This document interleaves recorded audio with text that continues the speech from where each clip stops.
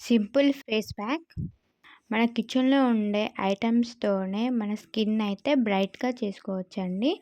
దానికోసం మనకు కావాల్సిన ఇంగ్రీడియెంట్స్ అయితే 1 టేబుల్ స్పూన్ శనగపిండినైతే తీసుకోండి. నేను చెప్పే ఫేస్ ప్యాక్‌కి అయితే మన కిచెన్‌లో ఉండే ఇంగ్రీడియెంట్సేనండి. నెక్స్ట్ అయితే మనకి టర్మరిక్ అండి. టర్మరిక్ ఒక చిటికెడేసుకుంటే చాలు. మనకి కావాల్సిన టర్మరిక్ అయితే చాయ్ పసుపండి. ఇది షాప్‌లో ఉంటాయి. షాప్‌లో తీసుకోండి. చాయ్ పసుపు లేకపోతే కస్తూరి టర్మరిక్ అయినా వేసుకోండి. చిటికెడైతే వేసుకోండి.